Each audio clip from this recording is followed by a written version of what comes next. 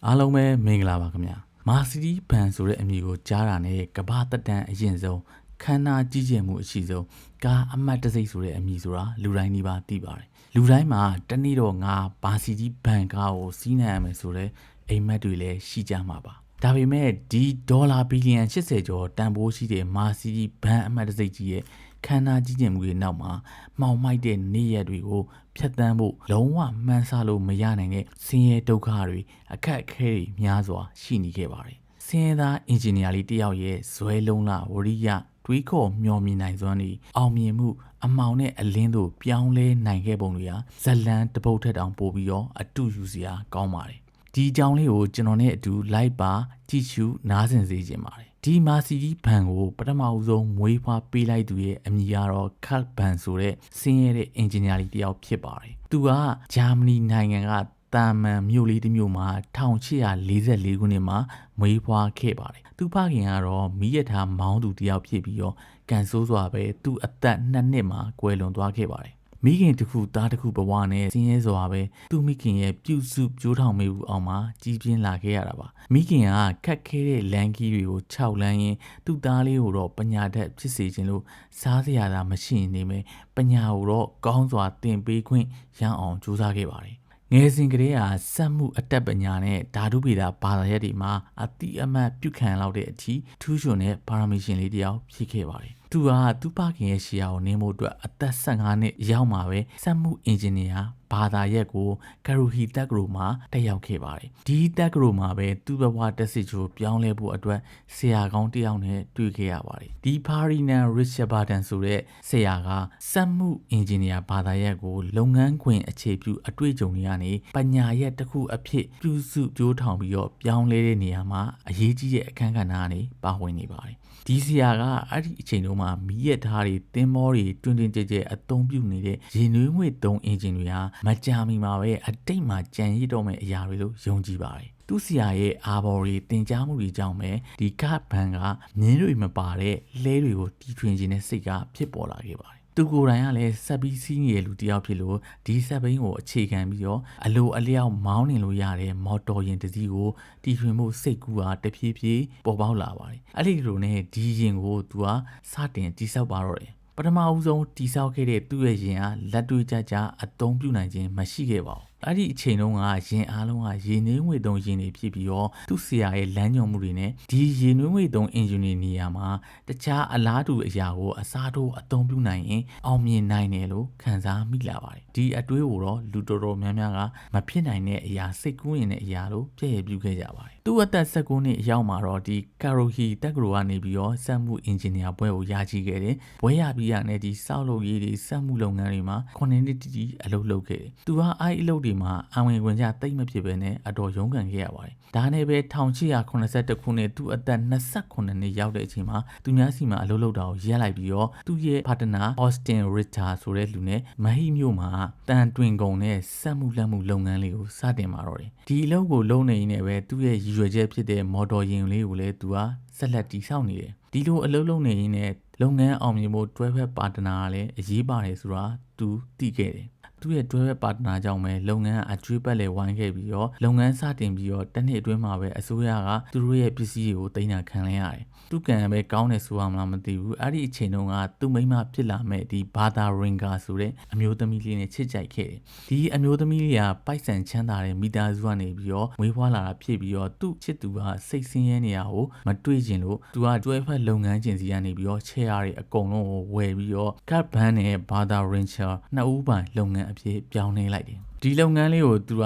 ဆက်ပြီးတော့လှုပ်လာခဲ့တာဒီ10နှစ်လောက်အကြာမှာတော့သူ့ရဲ့မစုံမနစ်စူးစမ်းအားထုတ်မှုတွေနဲ့ဓာတ်ဆီသုံးပေါ့နော်နှလုံးထိုးအင်ဂျင်ကို1889ခုနှစ်မှာတည်ဆောက်နိုင်ခဲ့တယ်သူ့ရဲ့တူချင်မှုမှာပါဝင်တဲ့အင်ဂျင်ရဲ့အမြန်နှုန်းထိန်းချုပ်စနစ်ဘက်ထရီစနစ်အပူပေးရမှာအသုံးပြုတဲ့ကားရဲ့အင်ဂျင်ပလက်ကာဘရိုက်တာကလပ်စနစ်စတဲ့အပူလျှော့ပေးတဲ့ရေတိုင်ကြီးစနစ်တွေပါဝင်တဲ့ယာဉ်တစ်စီးကိုလည်းသူကမှတ်ပုံတင်ခဲ့တယ်သူ့အနေနဲ့အစပထမမှာမြင်းမပါဘဲနဲ့မောင်းနေနိုင်တဲ့ယာဉ်ကိုတီထွင်ဖို့လှုပ်လာတာနေပြီးတော့အခုဆိုရင်ပိုကောင်းတဲ့ယာဉ်တစ်စီးကိုသူကတီထွင်လိုက်နိုင်တယ်ဒီတီထွင်မှုကလက်ရှိကျွန်တော်တို့မောင်းနေနေတဲ့ဓာတ်ဆီသုံးယာဉ်တွေရဲ့ပထမဆုံးယာဉ်ပဲဖြစ်ပါတယ်သူကြောင့်ပဲစက်မှုခေတ်ကြီးမှာရေနင်းငွေသုံးအင်ဂျင်တွေကနေပြီးတော့ဓာတ်ဆီသုံးအင်ဂျင်တွေကိုပြောင်းလဲစေခဲ့တယ်ဆိုလို့ရှိရင်မှတ်မှားပါဘူး ဒီပြည့်စုံသွားပြီဖြစ်တဲ့သူ့ရဲ့ဓာတ်ဆီသုံးရှင်လေးကိုသူကစတင်ရောင်းချဖို့လုပ်ပါတော့တယ်ဒါပေမဲ့ဒီကားကိုထုတ်လုပ်ရောင်းချမှာသူထင်ထားသလိုဖြစ်မလာဘဲနဲ့ဒီကားကိုထုတ်လုပ်တဲ့ကုန်ကြမ်းစိတ်တွေကတနေ့တခြားများပြားလာတယ်ဒါကြောင့်ပဲသူပတ်စံချေယူထားတဲ့ဘဏ်တွေက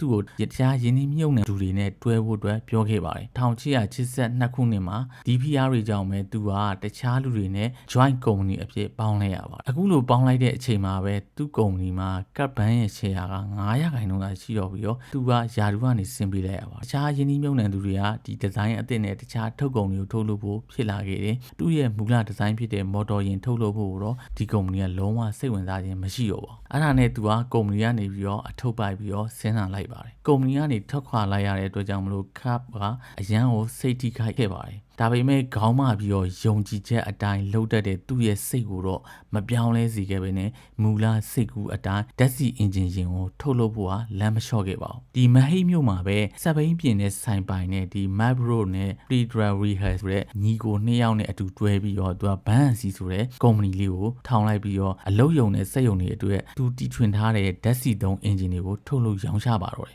်ဒီလုပ်ငန်းလေးကအချိန်တိုအတွင်းမှာအမြတ်များများရခဲ့ပြီးတော့သူ့ရဲ့လက်အောက်မှာဝန်ထမ်းပေါင်း25ယောက်ထိရှိလာခဲ့ဒီအောင်မြင်မှုတွေနဲ့အတူသူ့ရဲ့မူလရည်ရွယ်ချက်ဖြစ်တဲ့ဓာတ်ဆီအင်ဂျင်သုံးလက်ကိုတိစောင်းရမယ့်အစားသူ့ရဲ့ဓာတ်ဆီအင်ဂျင်ကိုအဓိကထားပြီးတော့မော်တော်ယာဉ်ကိုထုတ်လုပ်ဖို့အတွက်သူစဉ်းစားလာမိပါဒီယာဉ်ကိုတော့1885ခုနှစ်မှာအပိသက်ထုတ်လုပ်နိုင်ခဲ့ပြီးတော့3ဘိန်းတက်လူ2ယောက်စီးဓာတ်ဆီသုံးဆလင်ဒါနဲ့4လုံးထိုးအင်ဂျင်တို့ပါဝင်ပါတယ်မြင်းကောင်ကြီး2ကောင်ကနေပြီးတော့3ကောင်အားရှိပြီးတော့တနအီကို9မိုင်နှုန်းနဲ့ခီးနေနိုင်ပါတယ်သူကဒီကားကြောင့်ပဲစက်တက်ရင်လောကကိုတခိတ်ဆန်းစေမယ်ဆိုတာကိုကျင်းတည်သိပါတယ်သူကိုယ်တိုင်စမ်းသက်မောင်းနေမှုတွေအချောသက်မှုတွေအကြိမ်ကြိမ်လုပ်ပြီးတဲ့နောက်မှာတော့1886ခုနှစ်မှာသူ့ရဲ့ကားကိုလူများချီမှာချပြခဲ့ပါသူ့ရဲ့တီထွင်မှုတွေကြောင့်တချို့သောလူတွေရဲ့ချီးကျူးမှုကိုလည်းရရှိခဲ့တယ်ဒါပေမဲ့လူတော်တော်များများကတော့ဒီအင်ဂျင်ရဲ့ကျေလောင်တဲ့အတန်ကြောင့်ပောက်ကွဲသွားမှာကိုကြောက်ကြလို့လမ်းပေါ်မှာမောင်းတာကိုမကြိုက်ကြပါဘူးပြီးလို့ချင်းဒီကျေလောင်တဲ့အတန်ကြီးနဲ့မောင်းနေတဲ့ဆက်ကြီးကိုမကောင်းဆိုးဝါးအနေနဲ့မြင်ပြီးတော့သူ့ကိုလည်းနတ်ဆိုးကြီးတယောက်လိုမှတ်လူကြပါတယ်တည့်ရဲ့အတိုင်းပဲအိဇောအတန်စနစ်လုံးဝမပါတဲ့ကားတွေဆိုင်ကယ်တွေရဲ့အတန်လိုပဲပုံနဲ့အရန်ကိုကျေလောင်ပါတယ်ဒီစက်တက်ရင်ကိုတီထွင်နိုင်လိုက်တဲ့အောင်မြင်မှုဟာသူ့ကိုပုံမှန်အလုပ်ကနေပြီးတော့ဝေးကွာစေခဲ့တယ်။တစ်ချိန်လုံးဒီမော်တော်ယာဉ်ကိုပဲတသားသားလုံနေပြီးတော့လူတွေဝယ်စည်းအောင်ဒီရင်ကဘယ်လိုကောင်းကြောင်းနေဘလောက်တက်တာရှိကြောင်းနေစသဖြင့်ပြောဆိုစည်းရုံးနေပြီမဲ့လူတွေအထင်ကတော့မြင်းတက်ကောင်လောက်မှမမြန်ပဲနဲ့မကြာခဏစီထဲနေရတဲ့ဒီကြောက်စရာရင်ကြီးကိုလုံးဝသူတို့ကစီးဖို့ဆန္ဒမရှိခဲ့ကြပါဘူး။အဲ့ဒီအချိန်1888ခုနှစ်မှာသူ့ရဲ့နောက်မှာမမတ်ရက်တီပေးနေတဲ့လူတစ်ယောက်ရှိပါတယ်။သူကတော့သူ့ရဲ့အမျိုးသမီးမာသာရင်ကာပဲဖြစ်ပါတယ်သူယောက်ျားကပ်ဗန်နဲ့သူအလုပ်ရုံမှာအမြဲအတူရှိနေပြီးတော့အကောင်းဆုံးဖြစ်မဲ့အကြံစီတွေကိုအမြဲပေးနေသူပါကပ်ဗန်ရဲ့ကားတချို့ဟာရောင်းချခဲ့ရပေမဲ့ဒီလူတွေကသူတို့ရဲ့ကြွယ်ဝချမ်းသာမှုကိုကြွားခြင်းလို့ဟိုနာဒီနာကီးတူလေးတွေဟန်ပြလောက်တာသွားပြီးတော့ဒီကားသွားတဲ့အချိန်မှာလည်းတစ်ချိန်လုံးစက်ပြင်စရာတွေကိုအနားမှာခေါ်ထားတတ်ကြပြန်ပါတယ်အဲ့ဒီအချိန်မှာကပ်ဗန်အတွက်အကြီးမားဆုံးလိုအပ်ချက်ကတော့တကဘာလုံးကိုဒီဓာတ်ဆီသုံးမော်တော်ယာဉ်ဆိုတဲ့အရာကအကျိုးချီအသုံးပြုနိုင်တယ်ဆိုတာကိုလက်တွေ့ကြကြချပြနိုင်ဖို့ဖြစ်ပါတယ်ဒီလိုနဲ့1888ခုနှစ်နွေရာသီရဲ့တာယာတဲ့နေ့ရက်လီတရက်မှာသူ့ဇနီးဘာသာရင်ကာကကပ်ဗန်အိယာကနေမနိုးခင်မှာပဲသူ့သား2ယောက်နဲ့အတူဒီမော်တော်ယာဉ်ကိုမောင်းပြီးတော့သူတို့မြို့နဲ့66မိုင်ကွာဝေးရဲ့သူ့အမေရှိရာဖော့ဆိုင်မြို့ကိုခရီးထွက်ခဲ့ပါတယ်ဒီလိုလုပ်ဖို့အတွက်သူ့ယောက်ျားကိုလည်းအတိမပေးခဲ့ဘူးပြီးတော့ဒီနေကတာဝန်ရှိတဲ့ရဲတွေကိုလည်းအတိမပေးဘဲနဲ့ခရီးထွက်ခဲ့ပါတယ်အဲ့ဒီအချိန်တုန်းကဒီလို66မိုင်လောက်ဝေးတဲ့ခီးကိုဘယ်ကားဘယ်မော်တော်ယာဉ်မှမသွားဘူးကြပါဘူးသူမယောက်ျားတီထွင်ထားတဲ့ဒီမော်တော်ယာဉ်ကဒီလိုခီးမျိုးကိုသွားနိုင်နေဆိုတာကိုလက်တွေ့ကြကြသက်သေပြနိုင်မှုအတွက်လှုံ့ဆော်ခဲ့တာပါဒီလမ်းခီးမှာတော့ကြမ်းတမ်းတဲ့မြေလမ်းတွေကြောက်ခင်းလမ်းတွေကိုဖျက်ကျော်ခဲ့ရပြီးတော့ပြဿနာပေါင်းများစွာနဲ့ရင်ဆိုင်ခဲ့ရပါတယ်လမ်းခီးမှာစီကုံသွားလို့စီပွဲထည့်ခဲ့ရတာမျိုးတွေအသေးအဖွဲစက်ပိုင်းဆိုင်ရာပြင်ဆင်မှုတွေလှုံ့ဆော်ခဲ့ရပါတယ်အဆုံးမှာတော့အချိန်12နာရီအတွင်းမှာပဲသူတို့သားမိတွေကသူတို့အပွားရှိရာစီဖော့ဆိုင်မျိုးကိုစိုက်မြန်းရောက်ခဲ့ပါတယ်ဒီလန်ကီမှာအကျိုးအမြတ်အနေနဲ့လူအများကဒီမော်တော်ယာဉ်ကိုတတိထားမိသွားကြတယ်အသုံးဝင်ပုံလည်းတည်သွားကြတယ်အဲ့ဒီနေရာစပြီးတော့တမျိုးလုံးရဲ့ဗဇက်ဖျားမှာတော့ဒီကပ်ရဲ့ရင်အကြောင်းမပါမဖြစ်ဟိုလီတီကျော်ဖြစ်သွားကြတယ်1990မှာတော့ဒီကြော်ကြောင်းမှုနဲ့အတူကပ်ဘန်တို့ရဲ့စက်ရုံမှာအသုံးပြုတဲ့အင်ဂျင်တွေရောင်းချရမှုနဲ့တင်ဂျာမနီမှာ ဒုတိယအကြီးဆုံးအင်ဂျင်ထုတ်လုပ်ရေးလုပ်ငန်းဖြစ်လာခဲ့ဒီလိုနဲ့သူတို့ရဲ့လုပ်ငန်းမှာ Friedrich Funke နဲ့ Juliet Ganz ဆိုတဲ့စီးပွားရေးသမား2ယောက်ကိုပါ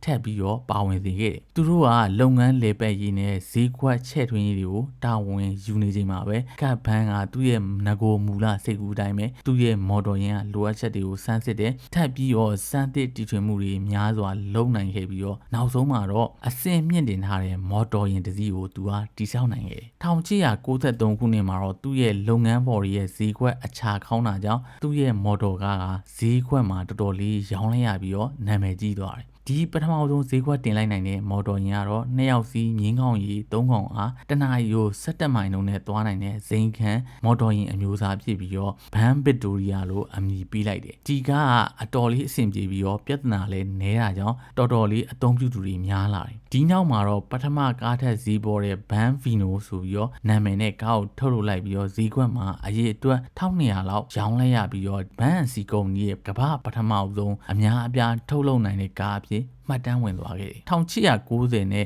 1900ပြည့်နှစ်အစောပိုင်းတွေမှာတော့ဘန်စီကုမ္ပဏီရဲ့နှစ်တွေလိုပဲပြောလို့ရလောက်အောင်မြင်မှုတွေများစွာရရှိခဲ့တယ်ဒါပေမဲ့သူတို့ကိုထက်ချက်မကွာလိုက်ပြီးတော့ဖိအားပေးနေတဲ့ဒိုင်လာဆိုတဲ့ကုမ္ပဏီကပေါ်လာခဲ့တယ်မာစီဂျီဘန်ဖြစ်လာဖို့အတွက်ကဒီကုမ္ပဏီအကြောင်းကိုလည်းထန်ထားလို့မရပါဘူးဒီကုမ္ပဏီမှာဦးစီးနေတဲ့ဂိုဒိုင်လာနဲ့ဝီဟန်မေဘတ်ဆိုတဲ့ထူးချွန်တဲ့အင်ဂျင်နီယာနှစ်ယောက်မှာဒီဒိုင်လာကကြတော့စီးပွားရေးအမြင်ရှိပြီးတော့ဆက်ဆံရေးလည်းကောင်းတာကြောင့်အဆက်အသွယ်ကောင်းတွေများစွာရှိခဲ့ပါတယ်ဘန်စီကုမ္ပဏီကကားတွေကိုစတင်ရောင်းချနေတဲ့အချိန်1890လောက်မှာဒိုင်လာတို့ကကားထုတ်လုပ်နိုင်ခြင်းမရှိသေးပေမဲ့နောက်2နှစ်ကြာပြီးတဲ့နောက်1892ခုနှစ်မှာတော့သူတို့တွေကဆလင်ဒါနှလုံးထိုးကားတွေကိုစတင်ရောင်းချနေနိုင်ပါပြီဒီ1898ခုနှစ်မှာတော့ဒိုင်လာကုမ္ပဏီကပထမဆုံးကားရဲ့အင်ဂျင်ကိုရှေ့မှာတက်ထားတဲ့ဒိုင်လာ Phoenix ဆိုတဲ့ကားကိုထုတ်လုပ်လိုက်ပြီးတော့ဒီကားကကားစီးသူတွေအတွက်ပုံမိုဆွဲဆောင်မှုရှိတဲ့ပုံစံဖြစ်နေရပြီးလို့ရှိရင်တက်တောက်တက်တာရှိတဲ့ပုံပို့ပြီးပေါ်နေသေးတယ်ဒီကားထုတ်လုပ်ပြီးချိန်မှာတော့ဒိုင်လာကုမ္ပဏီက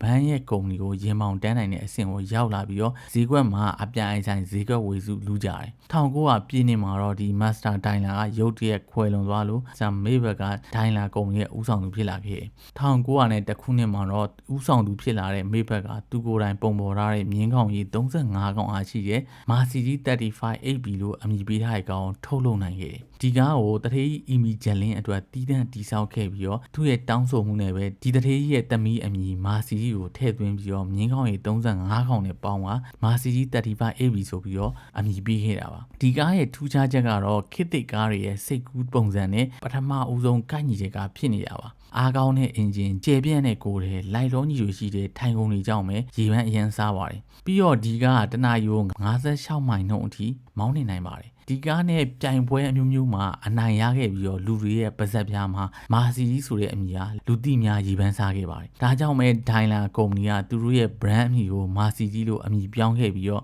မာစီဂျီ 35AB နဲ့ပဲစိန်ခံကားတွေပြိုင်ကားတွေကိုထုတ်လုပ်ရောင်းချပါတော့တယ်တခြားတစ်ဖက်မှာတော့ဒီဘန်စီကုမ္ပဏီတွေကသူတို့ရဲ့ပြိုင်ဘက်ကိုရှင်ပြိုင်နိုင်ဖို့မဖြစ်မနေပိုကောင်းတဲ့ကားကိုထုတ်လုပ်ဖို့လိုအပ်လာပါတယ်ဒါပေမဲ့ဘန်ကပြိုင်ကားတွေထုတ်လုပ်ဖို့ဘယ်တော့မှအားမပေးခဲ့ပါဘူးသူကိုယ်တိုင်လည်းကားမောင်းလို့ချင်းဖြည်းဖြည်းသာမောင်းနေတဲ့သူပါကားတွေကြောင့်လူတွေကိုထိခိုက်ဒဏ်ရာရမှာမလိုလားသူပါဒါနဲ့တွဲဖက်လုပ်ငန်းရှင်တွေကဘန်ကိုအတိမပေးဘဲနဲ့သူကပြင်သစ်ကဒီဇိုင်နာတွေခေါ်ပြီးတော့ပုံမြန်တဲ့ကားကိုထုတ်လုပ်ဖို့အတွက်ပြင်ဆင်ကြပါတယ်ဒီကိစ္စကိုဘန်ကတီးသွားတော့အရန်ကိုစိတ်ဆိုးပါတယ်ဒါပေမဲ့ဘန်မပါဘဲနဲ့သူတို့ဘာသာထုတ်လိုက်တဲ့ကားကအောင်မြင်မှုမရခဲ့ပါဘူးအဲဒါကြောင့်ပဲ1903ခုနှစ်1904ခုနှစ်တွေမှာစိတ်ပြက်စရာဒေါသဖြစ်စရာတွေနဲ့ဘန်စီကုမ္ပဏီကချုံနှင်းမှုတွေရင်ဆိုင်ခဲ့ရပါတယ်ဒါကြောင့်ပဲဘန်ဟာကုမ္ပဏီရဲ့ယာတူကနေနှုတ်ထွက်လိုက်ပြီးတော့ဒါရိုက်တာအဖွဲ့ဝင်အဖြစ်နဲ့နေခဲ့ပါတယ်ဒါပေမဲ့လည်း1908ခုနှစ်မှာတော့ဘန်ကစိတ်ပြောင်းသွားပြီးတော့ပြိုင်ကားထုတ်လုပ်ဖို့အတွက်သဘောတူခဲ့တယ်ပြီးတော့သူကိုယ်တိုင်ပဲမြင်းကောင်းကြီး120 AB ရှိတဲ့ Red Master ဆိုတဲ့ကားကိုတိစောက်နိုင်ခဲ့တယ်ဒီကားကကီလိုမီတာ909ကီလိုမီတာရှိတဲ့ Leningrad နဲ့ Moscow ကို7နာရီအတွင်းမှာအရောက်သွားနိုင်ခဲ့တဲ့မှတ်တမ်းကိုရရှိခဲ့ပြီးတော့အဲ့ဒီခေတ်တုန်းမှာအကောင်းဆုံးအမြန်ဆုံးကားဖြစ်ခဲ့ပါတယ်ဒီနောက်မှာတော့1909ခုနှစ်မှာမြင်းကောင်းကြီး200ရှိတဲ့ Blitzen Van ဆိုတဲ့ကားကိုထုတ်နိုင်ခဲ့ပြီးတော့ဒီကားကတနာရီကို140မိုင်နှုန်းအထိသွားနိုင်ခဲ့ပြီးတော့အဲ့ဒီခေတ်ကလေရင်ရထားနဲ့ကားတွေထက်ပိုမြန်တဲ့အမြိုင်ဆုံးကားအဖြစ်မှတ်တမ်းတင်နိုင်ခဲ့ပါတယ်။ယုံနိုင်စရာမရှိပေမဲ့ဘန်ကအမှန်တကယ်ပဲလုံးပြနိုင်ခဲ့တာပါ။ဒီလိုနဲ့1911ခုနှစ်မှာတော့ဘန်စီနဲ့ဒိုင်လာကုမ္ပဏီတွေကလူအများဝယ်စည်းခြင်းနဲ့ကားအမှတ်တစိဖြစ်လာခဲ့ပြီးတော့ကားများစွာလည်းရောင်းချနိုင်ခဲ့ပြီးရင်အမျက်စွန်းများစွာနဲ့အောင်မြင်နေကြပါတယ်။ဒီအောင်မြင်မှုကသိမကြလိုက်ပါဘူး။ပထမကမ္ဘာစစ်ဖြစ်တဲ့အချိန်ကမ္ဘာလုံးစီးပွားပြက်ကစိုက်ကြလို့ဘန်နဲ့ဒိုင်လာကုမ္ပဏီကငွေကြေးအကျပ်တဲတွေဖြစ်နေပြီးတော့မပြိုလဲအောင်ကြားကန်နေရပါတယ်။1924ခုနှစ်အရောက်မှာတော့ဒီကုမ္ပဏီနှစ်ခုဟာကားတွေကိုအတူပူးပေါင်းထုတ်လုပ်ဖို့ဈေးကွက်အတူချဝေဖို့နဲ့သူတို့ရဲ့ကုမ္ပဏီအမည်တွေကိုလောလောဆယ်မှာတိကျစီထားဖို့စတဲ့အချက်တွေနဲ့တဝက်တစ်ပြက်ပူးပေါင်းလိုက်ကြတယ်။ဒါပေမဲ့ဂျာမနီရဲ့စီးပွားရေးဟာစိုးတက်ထက်ဆိုးလာလို့2နှစ်အကြာ1926ခုနှစ်မှာတော့အစိုးရရဲ့မဖြစ်မနေပူးပေါင်းဖို့တွန်းအားတွေကြောင့်ပဲဒိုင်လာဘန်အန်တာပရိုက်ဆိုပြီးတော့အလုံးစုံပူးပေါင်းလိုက်ကြပြီးကုမ္ပဏီတစ်ခုလည်းဖြစ်သွားပါတယ်။ဒီလိုနဲ့သူတို့ရဲ့ brand အမည်သတ်မှတ်ဖို့ဖြစ်လာခဲ့ပြီးတော့ Mercedes Benz ဆိုပြီးသတ်မှတ်လိုက်ကြပါတယ်။ဒီလိုနဲ့ Mercedes Benz ဆိုတဲ့ကုန်အမှတ်တစိတ်ကမွေးဖွားလာခဲ့ပါတယ်။ဇလန်ကတော့အခုမှစတယ်ပြောရမှာပါပဲ။1920ခုနှစ်မှာဒီ Mercedes Benz 630 SS SK စသဖြင့်ကားတွေကိုထုတ်လုပ်ပြီးတော့အောင်မြင်ခဲ့ပါတယ်။သူတို့ရဲ့အောင်မြင်ဆုံးကားတွေထဲကတစ်စီးဖြစ်တဲ့ဒီ SK ဆိုရင်ဒီ Ferrari နဲ့ Porsche ဆိုတဲ့သူတို့ရဲ့အတော်ဆုံး engineer ဒီဇိုင်းဆွဲထုတ်လုပ်ခဲ့ပြီးတော့နောက်တစ်ချိန်မှာဘန်းလိုမျိုးပဲကားလောကမှာ Porsche အမှတ်တစိတ်ပါကားတွေကိုထုတ်လုပ်ရင်းအောင်မြင်ကြော်ကြားသူတယောက်ဖြစ်လာခဲ့သူပါ။ဒီခတ်ဘန်ဟာ1929ခုနှစ်အသက်82နှစ်အရောက်မှာတော့ဒိုင်လာဘန်ရဲ့ဒါရိုက်တာအဖွဲ့ဝင်တယောက်အဖြစ်နဲ့သူ့ကုမ္ပဏီရဲ့အောင်မြင်ကြော်ကြားမှုအသီးအပွင့်တွေကိုမျက်ဝါးတင်မြင်တွေ့ခဲ့ရပြီးနောက်မှာပဲကွယ်လွန်သွားခဲ့ပါတယ်။သူကွယ်လွန်သွားခဲ့ပေမဲ့လည်းသူ့ရဲ့ကုမ္ပဏီကတဖြည်းဖြည်းအောင်မြင်တဲ့အောင်မြင်လာပြီးတော့ကမ္ဘာအကြီးအသွေးအကောင်းဆုံးကုမ္ပဏီတစ်ခုဖြစ်လာခဲ့တာပါ1933ခုနှစ်ဟစ်တလာအာဏာရလာချိန်မှာတော့သူကဂျာမန်တွေရဲ့နီးပညာအင်ဂျင်နီယာအတတ်ပညာတွေကိုကမ္ဘာကိုထုတ်ပြပြီးကြွားကျင်လာပါတယ်။ဒါနဲ့ဒိုင်လာဘန်ကားကုမ္ပဏီကိုငွေကြေးအမြောက်များထောက်ပံ့ပြီးတော့ Formula 1ရဲ့ Grand Prix International ကားပြိုင်ပွဲမှာဝင်ပြိုင်စေပါတယ်။အဲ့ဒီအချိန်တုန်းကအချိန်တိုတွင်းမှာငွေကြေးအမြောက်အများသုံးပြီးတော့မြန်ဆန်ကားထုတ်လုပ်နိုင်တဲ့အရည်ရှင်ဟာဒိုင်လာဘန်ကုမ္ပဏီမှာပဲရှိပါတယ်။သူတို့ကဒိုင်လာဘန်ပြိုင်ကားအဖွဲ့အတွက် W25 နဲ့ W125 model ပြိုင်ကားတွေကိုတိစောက်ပေးခဲ့ပြီးတော့ဒီကားတွေကတနအီကိုမိုင်200နှုန်းအထိမောင်းနေနိုင်ပါတယ်။1934ခုနှစ်ကနေပြီးတော့1939ခုနှစ်အထိ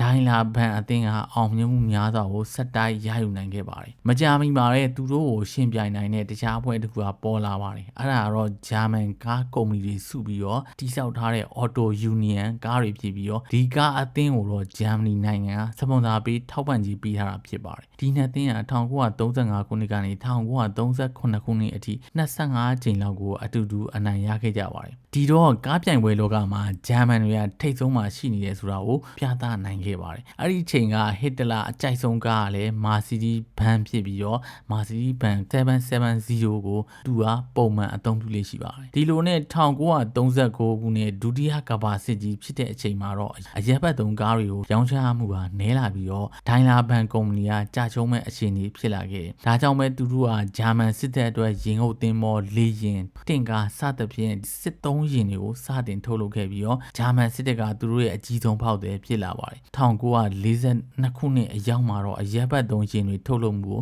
လုံးဝရပ်ဆိုင်းလိုက်တယ်။ပြီးလို့ရှိရင်စစ်သုံးထောက်ပို့ယာဉ်တွေကိုအဓိကတာထုတ်လုပ်ခဲ့တယ်။စစ်ပွဲဖြစ်နေလို့အလုသမားရှားပါတဲ့ပြဿနာကိုလည်းရင်ဆိုင်နေရတာတစ်မျိုးစစ်လက်နက်ထုတ်လုပ်ဖို့လိုအပ်ချက်မြင့်မားနေတာတစ်မျိုးကြောင့်ပဲဒိုင်လာဘန်ကအမျိုးသမီးအလုသမားတွေကိုစတင်အသုံးပြုလာကြတယ်။ဒါပေမဲ့လည်းအလုသမားလိုအပ်ချက်ကဖြစ်ပေါ်နေတော့ရှိနေလို့နောက်ဆုံးမှာတော့ဂျာမန်စစ်တပ်ရဲ့အစီအစဉ်နဲ့အကျဉ်းသားတွေကိုစတင်အသုံးပြုလာပါတယ်။ချွေတက်စခန်းတွေမှာဖမ်းဆီးခံထားရတဲ့အရက်သားတွေအကြောင်းမျိုးကြောင့်ထိမ့်သိမ်းခံရတဲ့သူတွေစစ်သုံးမှန်တွေစားတဲ့ဒီလူတွေအားလုံးကိုစက်ရုံရဲ့အနီးမှာကန့်မလေးဆောက်ပြီးတော့နေထိုင်စေတယ်။ဒီအကျဉ်းသားတွေကဂျာမန်စစ်သားတွေရဲ့ထိန်းချုပ်မှုအောက်မှာပဲနိုင်ပေါင်းများစွာအလုပ်လုပ်ခဲ့ရတယ်။ဒီလူတွေကဂျာမန်တွေရဲ့အနီးကပ်စောင့်ကြပ်ကြည့်ရှုမှုတွေနဲ့အတူပြင်းထန်တဲ့အာဟာရချို့တဲ့မှုတွေညှဉ်းပန်းနှိပ်စက်မှုတွေကြောင့်ပဲလူပေါင်းများစွာတည်ကြည်ခဲ့ရပါတယ် 1944ခုနှစ်အရောက်မှာတော့ဒိုင်လာဘန်ကုမ္ပဏီမှာအလုပ်နေတဲ့အလုပ်သမား6300ကျော်ရဲ့တဝက်နီးပါးကအတင်းအကျပ်ခိုင်းစေခံထားရတဲ့အလုပ်သမားတွေဖြစ်နေပါတယ်1945ခုနှစ်စစ်ကြီးပြီးသွားတဲ့အချိန်မှာတော့ဒိုင်လာဘန်ကုမ္ပဏီကစစ်ရာဇဝတ်မှုမှာဆက်နွယ်နေလို့စစ်ရော်ကြီးပေးရှေမှုရဲ့တစိမ့်တစ်ပိုင်းအဖြစ်နိုင်ငံခြားပိုင်ဆိုင်မှုအားလုံးကိုတင်းယူခြင်းခံလိုက်ရပါတယ်ဒီလိုနဲ့ကုမ္ပဏီရဲ့ထိပ်ပိုင်းကစီမံခန့်ခွဲသူတွေကိုအပြောင်းလဲလုပ်ပြီးတော့ကုမ္ပဏီကိုပြန်ပြီးတော့တည်ဆောက်လိုက်တယ်အဲ့လိုမျိုးလုပ်ပြီးတဲ့အချိန်မှာပဲအမေရိကန်စီကနေပြီးတော့ကားထုတ်လုပ်ခွင့်ပြန်ပြီးတော့ရရှိဖို့ကြိုးစားခဲ့ပါတယ်1946ခုနှစ်မှာတော့ American Occupation Authority စီကနေပြီးတော့ကားထုတ်လုပ်ခွင့်ပြင်ရခဲ့ပါတယ်သူတို့ကန်ကောင်းတာတခုကတော့သူတို့ရဲ့စက်ရုံတွေကဘုံတန်အများပြားခံလိုက်ရပေမဲ့ဂျာမနီမြေထဲမှာပဲရှိနေသေးလို့ပြန်လဲတီးဆောက်နိုင်တယ်ဒါပေမဲ့ BMW တို့ Adler တို့ရဲ့စက်ရုံတွေကတော့ရုရှားရဲ့ပိုင်နယ်ထဲကိုရောက်သွားကြလို့လမ်းပြောင်းနေခဲ့ပါတယ်ဒိုင်လာဘန်ကုမ္ပဏီကကားထုတ်လုပ်ခွင့်ရတာနဲ့လောဆယ်လိုအပ်ချက်တွေများနေတဲ့ ambulance ဆေးရုံကားတွေရဲကင်းလက်ရင်တွေ delivery ကားတွေကိုထုတ်လုပ်ရောင်းချပါတယ်1949ခုနှစ်မှာတော့သူတို့ရဲ့စက်ရုံတွေရဲ့တရုံကိုအမေရိကန်သယ်ယူပို့ဆောင်ရေးရှင်တွေအတွက်ပြုပြင်ထင်းသေးစက်ရုံအဖြစ်အသုံးပြုရနေပြီးတော့အရက်ဘတ်သုံးကားတွေကိုသူတို့စတင်ထုတ်လုပ်ခဲ့ပါတယ်သူတို့ကတစ်နှစ်လုံးမှာ Mercedes B180 အစီးရေ1045စီးသာထုတ်လုပ်နိုင်ခဲ့ပေမဲ့1950ခုနှစ်အရောက်မှာတော့ကုမ္ပဏီကိုအမျက်ရအောင်စွမ်းဆောင်နိုင်ခဲ့ပါတယ်1950နောက်ပိုင်းနှစ်တွေမှာကားပြိုင်ပွဲတွေကနေပြီးတော့အောင်မြင်မှုတွေရယူနိုင်ခဲ့တယ်သူတို့ရဲ့ဩဇာလွှမ်းမိုးမှုတွေလည်းပြန်လည်တည်ဆောက်နိုင်ခဲ့တယ်1950ခုနှစ်အရောက်မှာတော့ကုမ္ပဏီက1ဘီလီယံကျော်အမြတ်ဆုံးရရှိပြီးသူတို့ရဲ့ပုံရိပ်ကိုလည်းကောင်းဘက်မှာပြန်လည်တည်ဆောက်နိုင်ခဲ့တယ်။မာစီဒီဘန်အမှတ်တံဆိပ်ကအခုဆိုရင်ကမ္ဘာတန်ဖိုးအရှိဆုံးအမှတ်တံဆိပ်ဖြစ်လာခဲ့ပါတယ်။ကက်ဗန်ဆိုတဲ့အင်ဂျင်နီယာလေးရဲ့မလျှော့ရဲဆိုတဲ့ခိုင်မာတဲ့စိတ်ဓာတ်နဲ့ဘသူကဘာပြောဖြစ်အောင်လုပ်မယ်ဆိုတဲ့ခေါင်းမာမှုတွေကြောင့်ပဲယနေ့ကဘာမှာလူတိုင်းတန်ဖိုးထားတဲ့ကားအမှတ်တံဆိပ်တစ်ခုကမွေးဖွားလာနိုင်ခဲ့တာဖြစ်ပါတယ်ကျွန်တော်ရဲ့ဗီဒီယိုလေးကတော့ဒီလောက်ပါပဲခင်ဗျာလူချင်းမင်းတို့ရဲ့အမြင်လေးတွေကိုလည်း comment မှာပြောပေးခဲ့ကြပါဦးခင်ဗျာမင်္ဂလာရှိသောနေ့လေးဖြစ်ပါစေ